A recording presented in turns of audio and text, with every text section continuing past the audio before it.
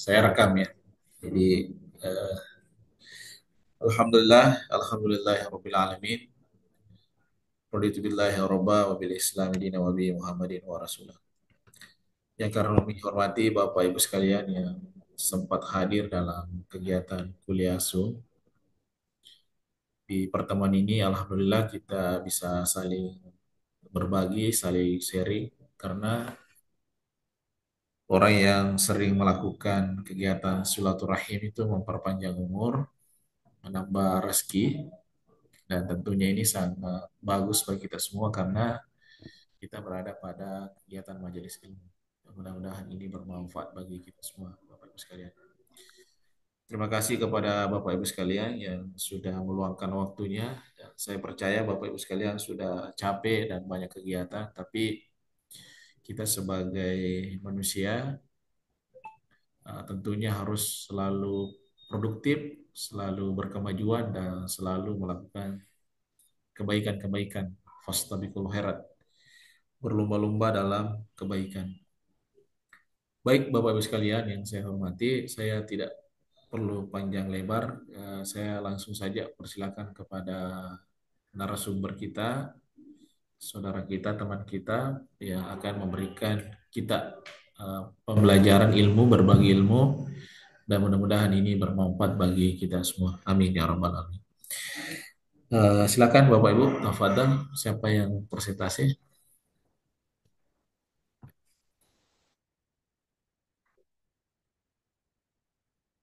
Asdi, mana anu tak PPT-nya? Bagaimana cara yang dikirim? Bisa bisa ditampilkan.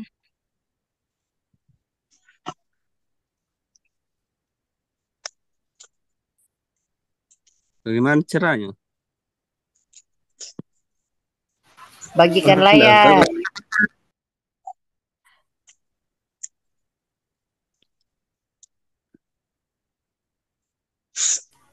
Bisa dikirim ke grup saya dulu materinya, siapa tahu Ya, ada teman yang bisa bisa. dikirim ke grup. Nanti yang mau Iya, bantu share screen, bisa ini. Bu Rosita saya bisa jadikan sudah co-host. Pak.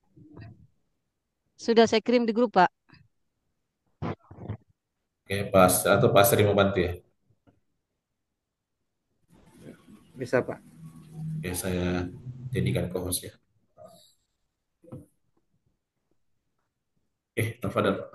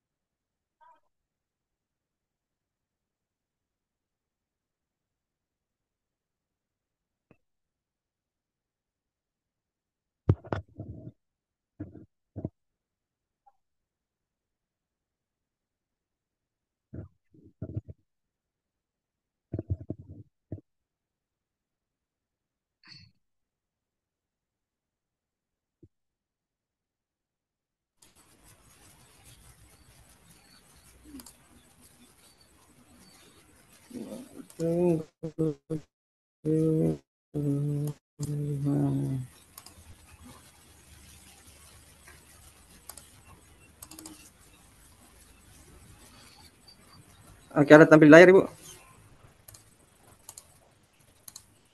Tidak Belum ada. ada Pak. Belum. Memang. Kecil sekali ya, ada tapi kecil. Oh, kecil. Iya, kecil sekali, Pak. Oh, Oke, tunggu dulu. Mana ini?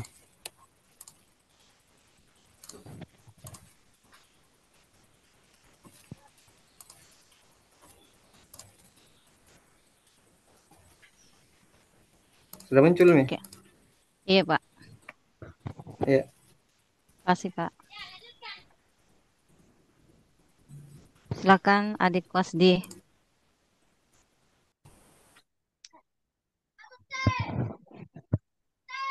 Adinda Wasdi, Assalamualaikum warahmatullahi wabarakatuh. moderator. Waalaikumsalam warahmatullahi Waalaikumsalam wabarakatuh. warahmatullahi wabarakatuh. Waalaikumsalam warahmatullahi wabarakatuh.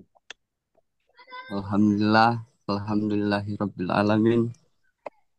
Puji syukur kehadirat Allah Tuhan Yang Maha Esa.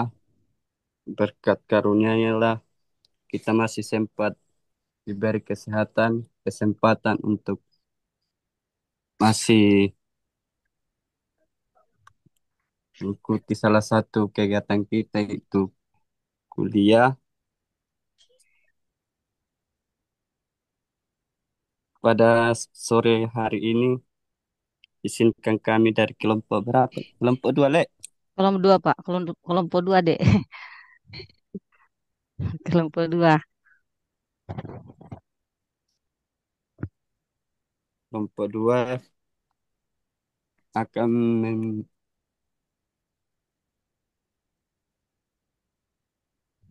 membacakan Terus hasil makalah kami tentang pemikiran Ki Haji Ahmad Dahlan, aktualisasinya dalam studi Islam kontemporer, yang akan dibacakan oleh Ibu Rosita.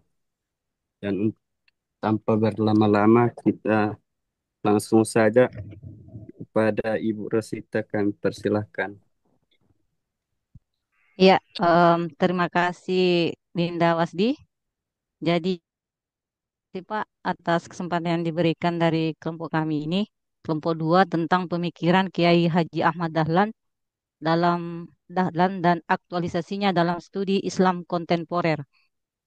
Kami di sini kelompok 2 terdiri atas Wasdi, Harina, dan Rosita. Em, Next, jadi latar belakang di sini yaitu tentang Kiai Haji Ahmad Dahlan, pendiri Muhammadiyah yang menjadi salah satu organisasi Islam terbesar di Indonesia. eh Tokoh pembaharu Islam yang sangat berpengaruh di Indonesia. Fokus pada pemurnian ajaran Islam dan kemajuan pendidikan. Beliau ini berupaya mengembalikan praktik keagamaan kepada ajaran Al-Quran dan hadis yang murni. Kemudian yang ketiga, relevan dalam konteks modernisasi Islam dan tantangan kontemporer. Beliau ini berhasil menjembatani antara nilai tradisional Islam dengan kebutuhan zaman modern. Lahir di Yogyakarta 1 Agustus 1868, biasa dipanggil dengan Muhammad Darwis. Kemudian wafat pada tanggal 23 Februari 1923. Next.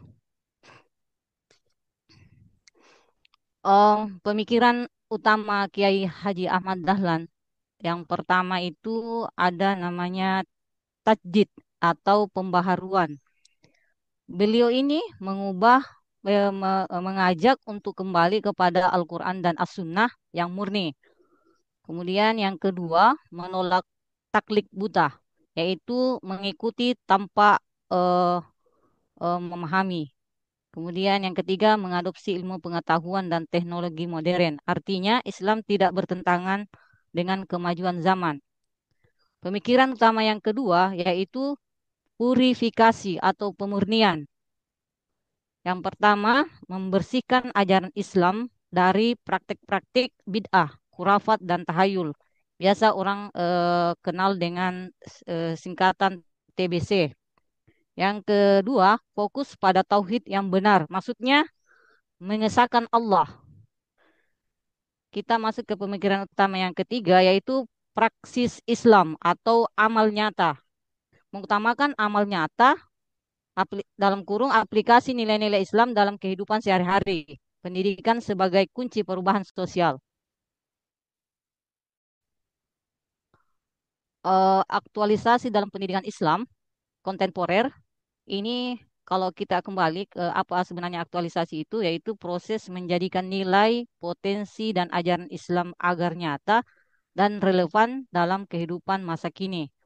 Terbagi atas tiga juga. Yang pertama, kurikulum integratif, meliputi menggabungkan ilmu agama dan ilmu umum. Ini secara harmonis. Kemudian mengembangkan keterampilan berpikir kritis dan analitis. Yang kedua, metode pembelajaran aktif meliputi diskusi, penelitian, dan proyek kolaboratif. Yang kedua, menghindari metode indoktrinasi. Maksudnya di sini, keyakinan kita berdasarkan pemahaman, bukan karena ikut-ikutan. Jadi kita hindari itu metode indoktrinasi. Yang ketiga, pengembangan karakter. Meliputi meningkatkan nilai-nilai moral dan etika Islam seperti kejujuran, keadilan, kasih sayang, dan tanggung jawab. Yang kedua, membangun generasi yang berakhlak mulia dan bertanggung jawab sehingga menjadi pemimpin di masyarakat yang memberikan kontribusi yang positif. Lanjut, aktualisasi dalam gerakan sosial dan dakwah. Itu adalah upaya mewujudkan nilai-nilai Islam melalui tindakan nyata yang memberikan manfaat langsung pada masyarakat. Misalnya, pemberdayaan masyarakat meliputi program-program pendidikan, kesehatan, dan ekonomi. Yang kedua, meningkatkan kualitas hidup agar dapat hidup produktif dan bermanfaat. Aktualisasi yang kedua yaitu pengadaan dakwah bil halal, yaitu metode dakwah yang memberikan contoh nyata dalam tindakan dan perilaku, kemudian menyebarkan nilai-nilai Islam melalui pelayanan sosial. Yang ketiga, keterlibatan dalam isu-isu kontemporer. Ini memerlukan pendekatan yang proaktif dan berani dalam mengatasi masalah, kemiskinan, ketidakadilan, dan kerusakan lingkungan. Yang berikut, advokasi kebijakan publik yang berpihak pada kepentingan masyarakat. Lanjut, studi Islam kontemporer. Ini adalah kajian yang menganalisis bagaimana ajaran Islam dapat dipahami, diterapkan, dan dikembangkan dalam konteks zaman modern. Ada tiga aspek yang meliputi studi Islam. Yang pertama, relevansi pemikiran Kiai Haji Ahmad Dahlan sangat relevan dalam menghadapi tantangan modernitas dan globalisasi. Yang kedua, menawarkan solusi Islam yang kontekstual dan progresif. Studi Islam yang kontemporer yang kedua yaitu contoh implementasi dapat dilihat dalam berbagai bentuk konkret, yaitu pengembangan lembaga pendidikan Muhammadiyah, yang kedua program-program sosial dan keagamaan yang inovatif. Kemudian tantangannya radikalisme dan ekstremisme, sekularisasi dan liberalisasi. Next. Kesimpulan di sini, yang pertama, pemikiran Kiai Haji Ahmad Dahlan tetap relevan dalam studi Islam kontemporer. Yang kedua, aktualisasi pemikirannya dapat menjadi solusi untuk berbagai masalah yang dihadapi umat Islam. Dan yang ketiga, pentingnya terus mengembangkan dan mengadaptasi pemikiran Dahlan Kiai Haji Ahmad Dahlan sesuai dengan perkembangan zaman. Terima kasih. Kalau ada dari teman-teman yang bisa atau kurang jelas, bisa bertanya. Sebisa mungkin kami akan menjawab. Saya kembalikan ke moderator dulu. Silakan Ya, Adinda Masdi. terima kasih Ibu. Itulah tadi pembacaan hasil diskusi makalah kami. Selanjutnya kami persilakan kepada kelompok lain yang ingin menanggapi atau ada sesuatu yang belum dipahami, kami persilahkan 1 atau 2 pertanyaan.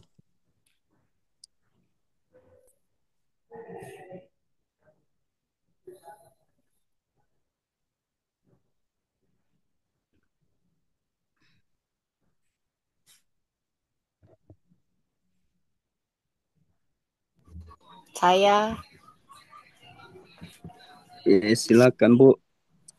ya, baik. Mohon maaf tidak on kamera, lagi tidak enak badan. Mohon maaf.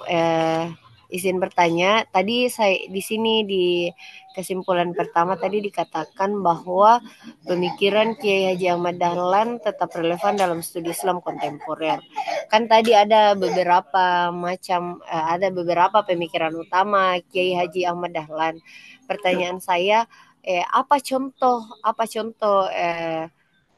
kegiatan atau hal yang di mana yang membuktikan bahwa pemikiran Kiai Haji Ahmad Dahlan tetap relevan dalam studi Islam kontemporer saat ini. Terima kasih. Baik, terima kasih Ibu. Kami mungkin persilakan kepada anggota kami, itu Ibu Harina, untuk bisa menjawab pertanyaan dari Ibu Lestari. Silakan Ibu. Oke, terima kasih. Assalamualaikum warahmatullahi wabarakatuh. Untuk menjawab dari pertanyaan dari teman kita Ibu Lestari, bahwa contoh kegiatan yang relevan dengan pemikiran-pemikiran dasar dari Kiai Haji Ahmad Dahlan adalah bahwa saat ini banyak berdiri perguruan tinggi atau sekolah-sekolah yang sekolah-sekolah Muhammadiyah. Justru inilah yang menjadi bukti bahwa Muhammadiyah itu atau pemikiran dasar dari Ahmad Dahlan sendiri itu terbukti bahwa Islam kontemporer pemikiran-pemikiran beliau itu sangat relevan dengan sistem-sistem pendidikan sampai saat ini. Bahkan dari dulu bahwa Ahmad Dahlan sendiri mendirikan organisasi Muhammadiyah sendiri untuk mendongkrak atau mendobrak pemikiran-pemikiran masa lalu, atau yang apalah istilahnya tadi ada TBC misalnya, seperti itu, bahwa setiap orang bisa mendapatkan pendidikan di sekolah-sekolah yang formal, tidak hanya kaum-kaum yang hanya di atas tuh, tapi bisa juga untuk mereka-mereka yang bawah sampai saat ini. Saat itu kalau tidak salah Kiai Haji Ahmad Dahlan sendiri yang apa namanya itu, mendirikan sekolah yang awalnya tidak menggunakan meja atau bangku. Akhirnya Ahmad Dahlan sendiri istilahnya itu, mendirikan sekolah yang menggunakan bangku dan semua orang bisa bersekolah di situ. Dan kemudian maka berkembanglah pemikiran-pemikiran Muhammadiyah sampai saat ini, bahwa kita bisa berkembang untuk bisa mendobrak pemikiran-pemikiran pemikiran-pemikiran yang Islam yang sebenar-benarnya sesuai dengan ajaran As-Sunnah dan ajaran yang sesuai dengan Al-Quran dan As-Sunnah yang betul-betul diajarkan oleh Rasulullah Muhammad Sallallahu Alaihi Wasallam. Jadi seperti itu. Maaf lagi ini. Terima kasih. Kalau memang ada belum puas, silahkan dikembalikan kembali. Terima kasih. Assalamualaikum warahmatullahi wabarakatuh. Bagaimana Ibu Lestari? Untuk sementara mungkin cukup. Baik, terima kasih. Mungkin masih ada lagi atau tidak ada? Saya Pak. Boleh Saya Pak, saya Saya Pak. Dek Wasdi. Ya, yang mana mainnya? Sialai, pilih Mas Di. Sedikit, Pak. Ilona Wasdi, siapa Wasdi? Sedikit Bu Nerida saya lebih dulu. tambahkan. Hai Bu Oh, ya. Rida. Siapa? Terima Silakan. kasih atas kesempatan yang diberikan. Tadi ya, ini di slide 3 tentang pengembangan karakter menekankan pada nilai-nilai moral dan etika Islam. Pertanyaan saya di sini, bagaimana implementasi konsep amar ma'ruf nahi mungkar dalam pendidikan Islam menurut Kiai Haji Ahmad Dahlan? Dan bagaimana keterkaitannya dalam menghadapi tantangan moral dan sosial saat ini? Saya ulangi, bagaimana implementasi konsep amal ma'ruf nahi mungkar dalam pendidikan Islam menurut Kiai Haji Ahmad Dahlan, dan bagaimana keterkaitannya dalam menghadapi tantangan moral dan sosial saat ini. Itu saja.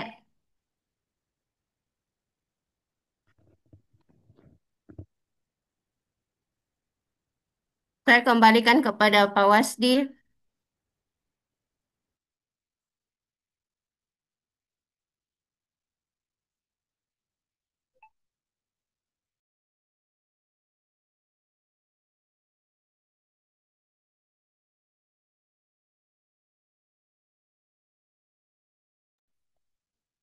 Maaf, Ibu Nurida.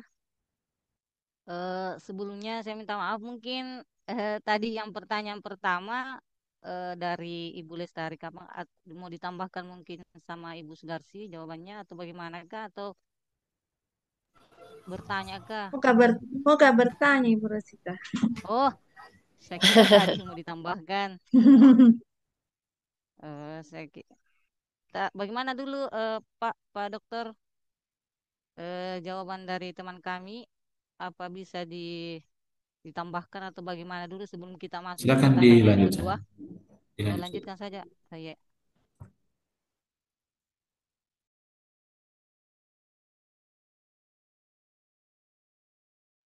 Atau langsung saja dijawab dulu. Bagaimana moderator? Silakan.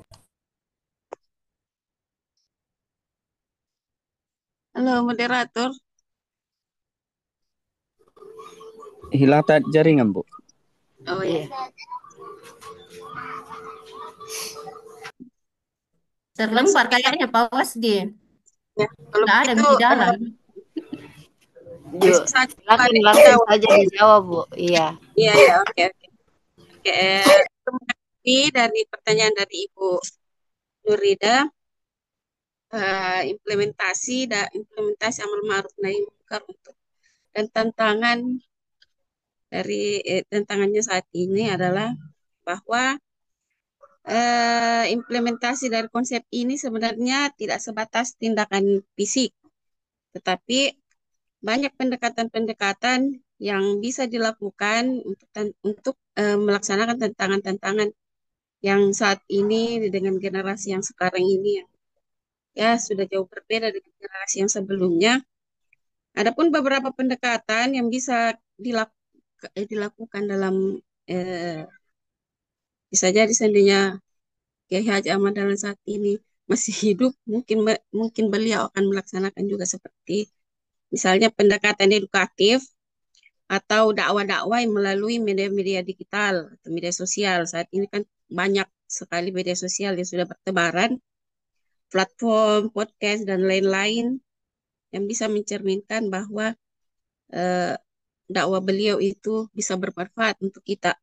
Kemudian ada pun yang kedua adalah melalui keteladanan, bahwa keteladanan itu dari individu orang-orang yang ada di dalam suatu ikatan ini bisa memberikan contoh yang baik mungkin bagi generasi-generasi sekarang.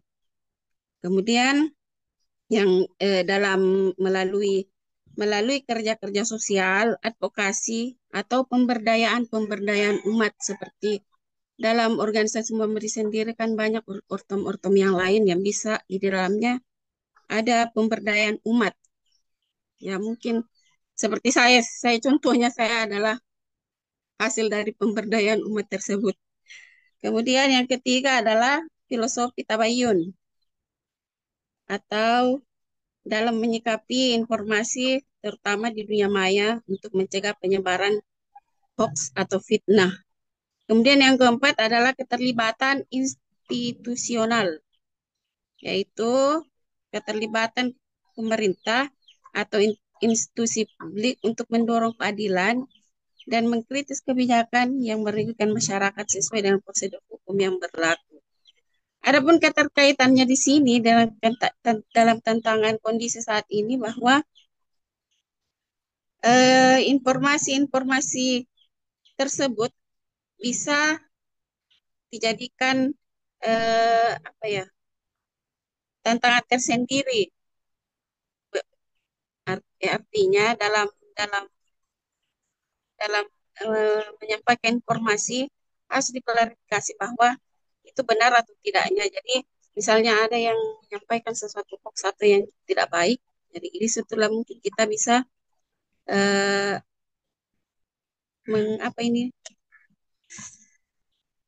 memberikan pembenaran atau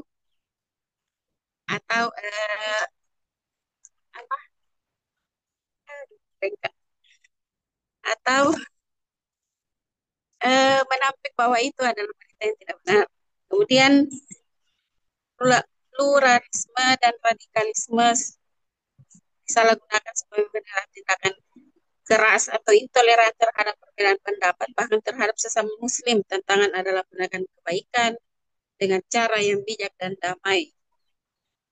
Dan banyak lagi konsep-konsep yang bisa bisa memberikan motivasi atau tantangan-tantangan yang saat ini Muhammadiyah sendiri hadapi, yaitu pemikiran-pemikiran generasi sekarang yang sangat berkembang dan mungkin lebih jauh dari nilai-nilai Islam itu sendiri. Itulah yang sebenarnya menjadi tantangan utama bagi kita generasi sekarang yang betul-betul harus mencari solusi yang terbaik, apalagi kita dalam lingkup Muhammadiyah, untuk mencari jalan yang terbaik atau menghadapi tantangan-tantangan tersebut. Mungkin ini, terima kasih. Kalaupun belum puas, kami akan mencari lagi jawaban yang terbaik. Terima kasih, Ibu.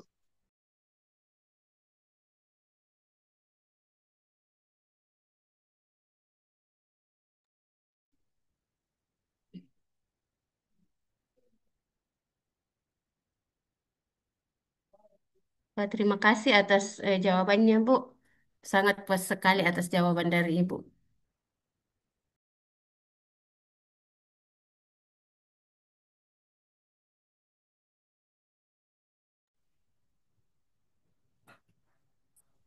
Di mana moderator? Lanjut. Moderator. Hilang jaring. Lempar di moderator. Ada di bawah moderator. Ada tenggelam. Hilang aja. Lempar ya. Iya. Atau lanjut saja dengan pertanyaan selanjutnya. Ya, silakan. Masih ada yang bertanya? Masih bisa, Ibu. Masih bisa. Masih bisa bertanya sedikit. Iya, silakan, Bu. Moderator Iya, juga ini. Wakili nih moderator tak? Kerja tim. Ya, satu tim Jiki. Terima kasih. Saya tertarik di slide yang ini, Ibu, tentang aktualisasi pemikiran Kiai Haji Ahmad Dahlan dalam pendidikan Islam modern yang tadi, Bu. Yang slide 3.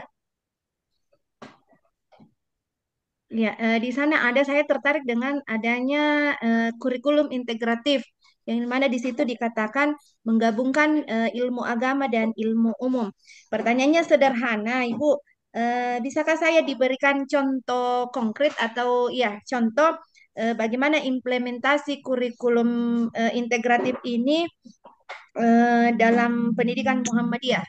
Artinya saya mau contoh implementasi konkretnya itu bagaimana menggabungkan ilmu agama dengan ilmu pengetahuan umum sehingga kan pasti pada dasarnya akan membantu siswa Ibu. Itu saja Ibu. Terima kasih.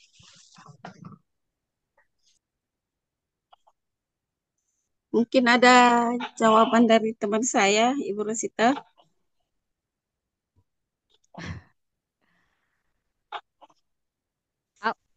Apa tadi? Apa tadi pertanyaannya, Ibu? Saya ulangi Ibu. Pertanyaan sederhana. Bisakah Ibu saya diberikan contoh implementasi bagaimana tentang kurikulum integratif ini yang tadi dikatakan bahwa menggabungkan antara ilmu agama dan ilmu umum. Misalnya di dalam kelas kita Ibu, contoh seperti itu Bu, yang bagaimana itu yang dikatakan menggabungkan ilmu agama dengan ilmu umum. Itu saja Bu. Terima kasih.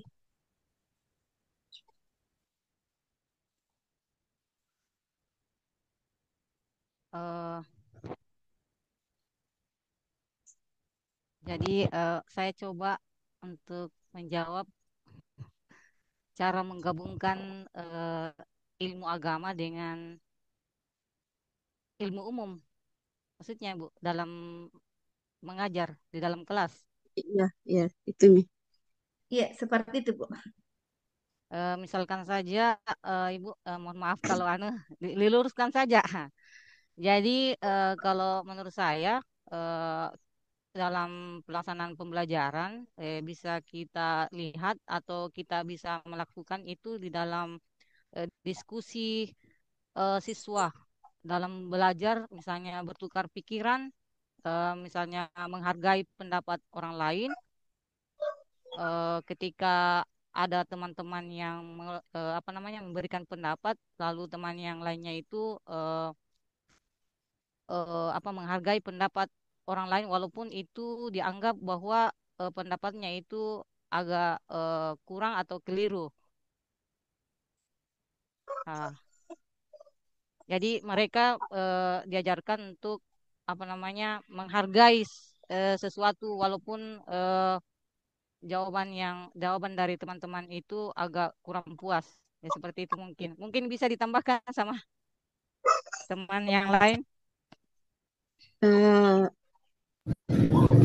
saya tambahkan sedikit bahwa kurikulum integratif di sekolah yang di sekolah-sekolah saat ini bisa dimasukkan di apa tadi integratif dalam Muhammadiyah adalah sistem pendidikan holistik yang bertujuan menghilangkan dikotomi antara ilmu pengetahuan umum dan ilmu pengetahuan agama. Artinya di sini bahwa ilmu umum itu bisa selaras dengan ilmu pengetahuan dengan ilmu agama.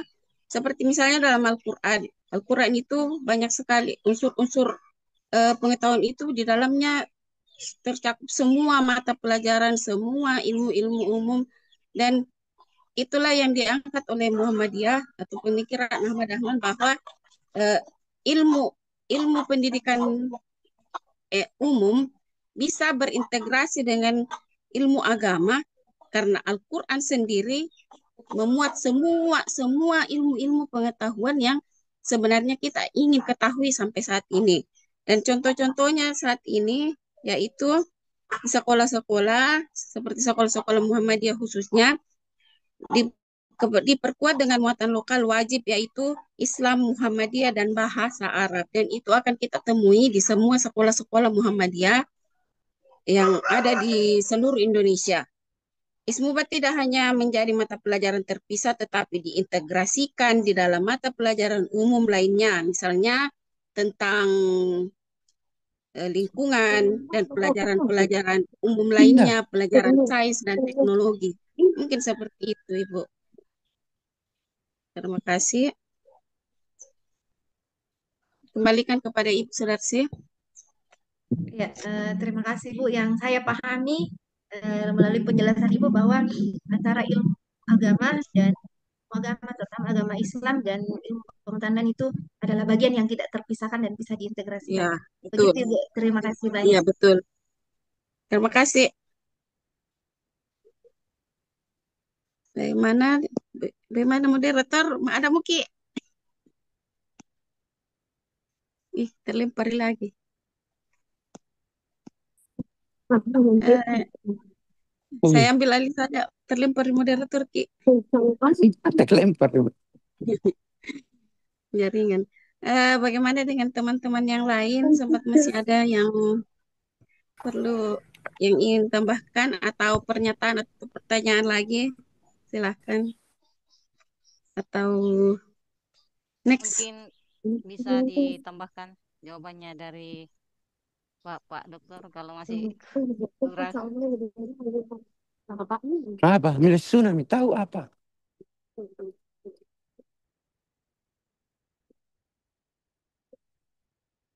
Menyala tenda orange. Atau kami cukupkan sampai di sini, Ibu dan Bapak-Bapak, dan teman-teman sekalian.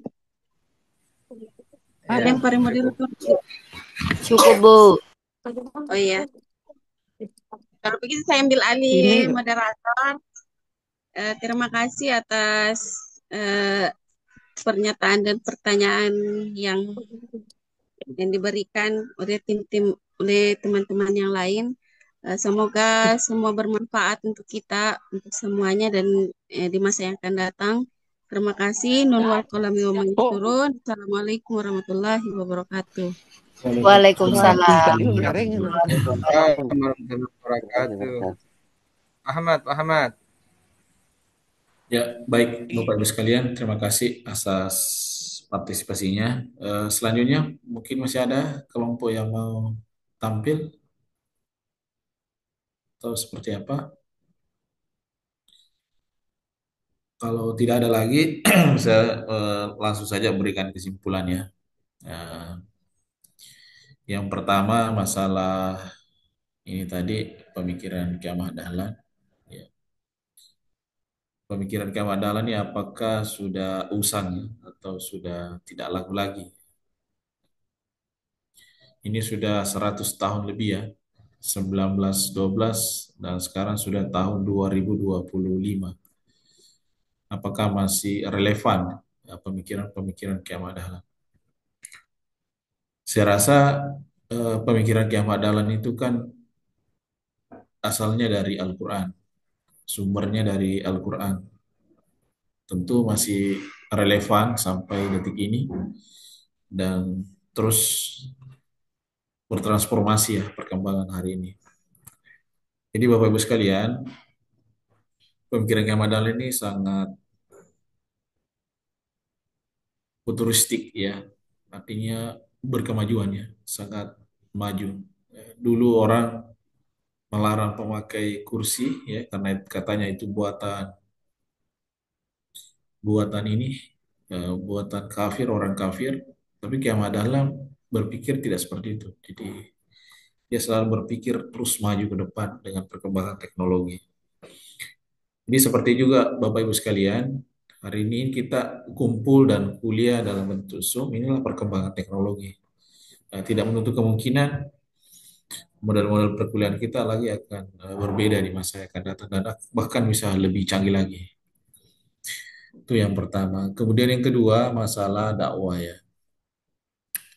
Dakwah ini tadi ada beberapa tadi dakwah yang namanya dakwah bilhal. Apa yang harus diimplementasikan? Dakwah bilhal ini Muhammadiyah melakukan dakwah dengan melakukan contoh yang baik dan perilaku positif. Di Muhammadiyah ada istilah kepribadian Muhammadiyah. Kepribadian Muhammadiyah ini adalah apa yang dicontohkan oleh baginda Muhammad SAW. Itu yang dilakukan. Jadi melihat atau memotret Muhammadiyah itu tidak hanya satu dua orang ya, tapi harus dilihat secara komprehensif. Karena tujuan Muhammadiyah mewujudkan masyarakat Islam yang sebenar-benarnya. Makanya Muhammadiyah terus mengambil gerakan dakwah ini.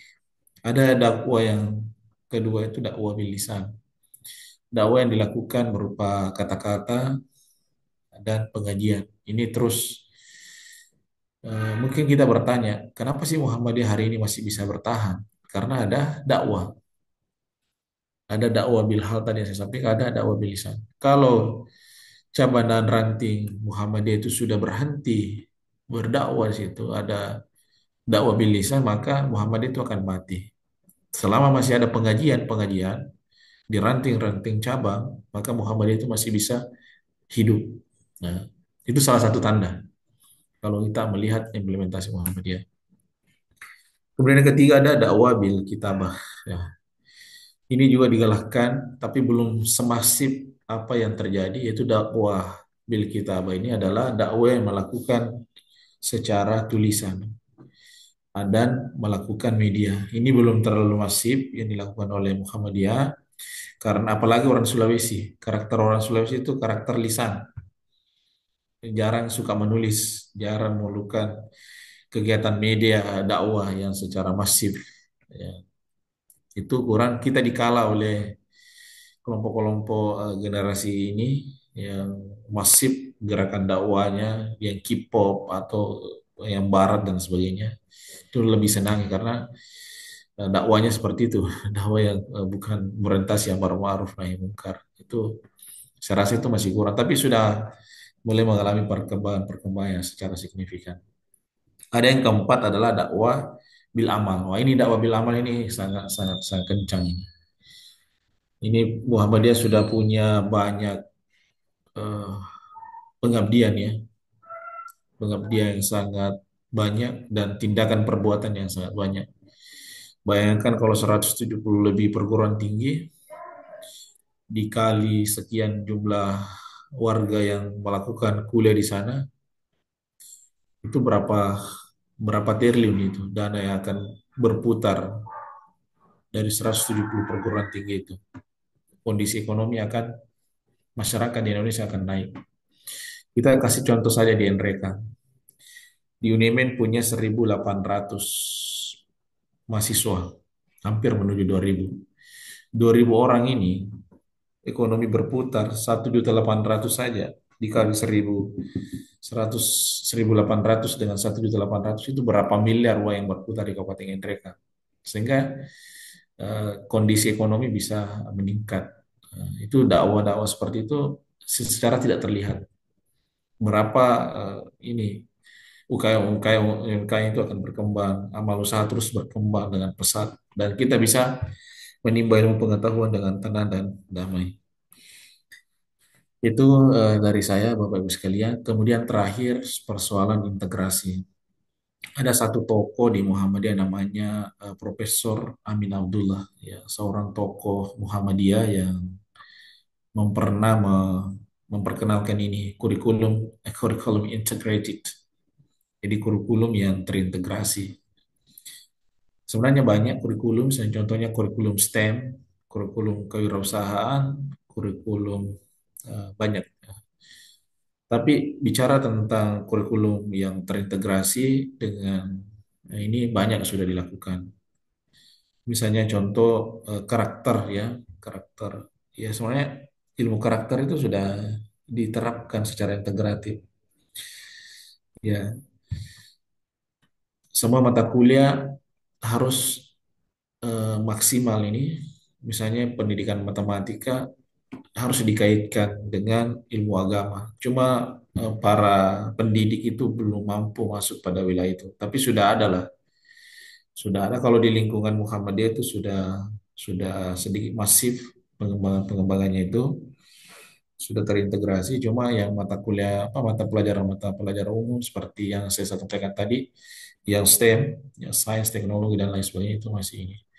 Karena 80% ilmu sosial dan humaniora itu rata-rata masyarakat Indonesia apa namanya mengkonsumsi atau mendiskusikan di situ karena keilmuannya rata-rata 80%. Yang 20% itu adalah ilmu alam. Itu belum terlalu masif, belum terintegrasi secara masif dalam konteks integrasi keagamaan.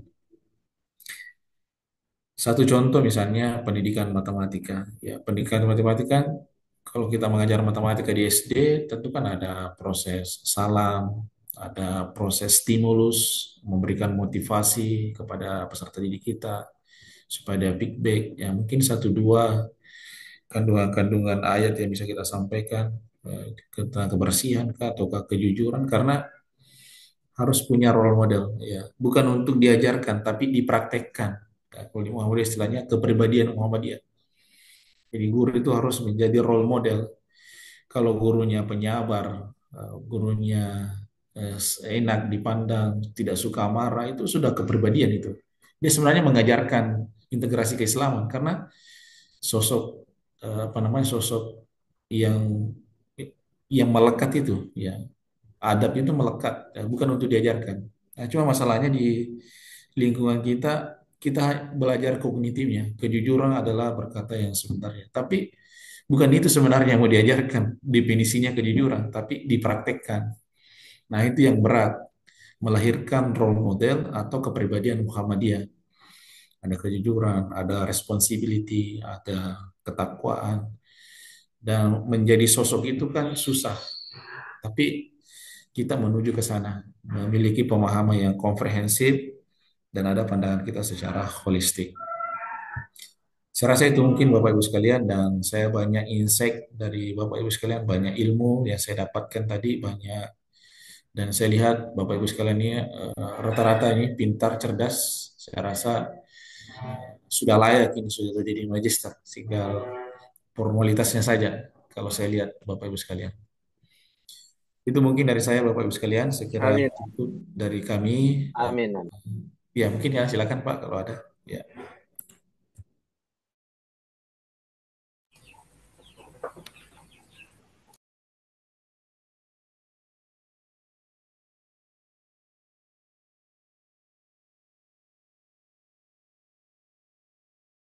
Tanggapi.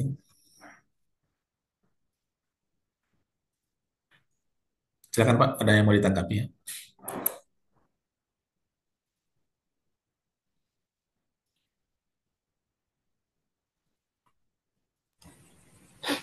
Lanjut Pak.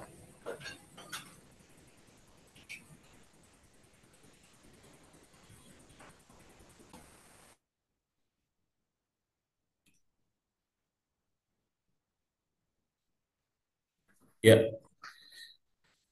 ini jaringan saya kurang bagus ya. Ya.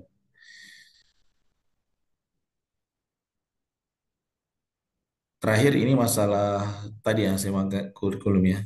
Kurikulum itu harus meningkatkan comprehend ya, pemahaman ya. Itu yang pertama. Kemudian yang kedua, mengembangkan keterampilan. Sekarang itu mestinya anak didik kita itu harus multi skill ya. Kalau tidak, kewalahan kita itu. Yang ketiga, mahasiswa kita atau siswa kita itu harus punya peningkatan motivasi ya. Motivasinya harus diperdalam, dan yang terakhir adalah pengembangan karakter. Ya. Karakternya yang harus dibangun sebaik mungkin. Terutama anak-anak kita yang di sekolah dasar itu menjadi landasan utama kita. Baik, Bapak Ibu sekalian, saya kira cukup ya hari ini. Mungkin, kalau ada yang mau ditanggapi, silakan. Itu mungkin yang bisa saya simpulkan hari ini. Saya akhiri dengan ucapan wabillahi taufiq wal hidayah. Assalamualaikum warahmatullahi wabarakatuh. Waalaikumsalam warahmatullahi Waalaikumsalam wabarakatuh. warahmatullahi Waalaikumsalam. wabarakatuh. Waalaikumsalam warahmatullahi wabarakatuh. Terima kasih Pak. Terima kasih banyak. Foto-foto ya atau apa bisa. Pertemuan ke berapa ini ya? Saya sudah lupa juga. Pertemuan keempat Pak. Keempat ya? Ya Pak. Ya, ya. Insya Allah mudah-mudahan pertemuan kelima kita sudah banyak yang persentase ya. Dan banyak stimulus ya. Banyak.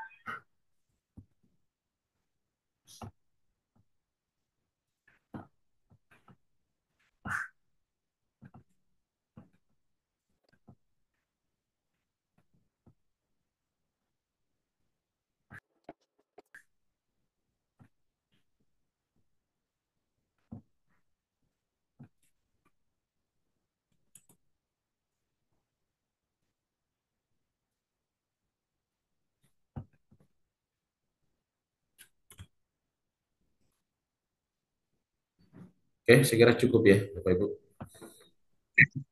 Kita close ya. Saya Kasih, Pak. saya tutup ya. Ya, Terima kasih terima banyak kasih ya, Pak. Bapak Ibu. Ya, sama-sama Terima kasih Pak. Pak, Terima makasih kasih, Pak. Pak. Terima kasih banyak, Pak.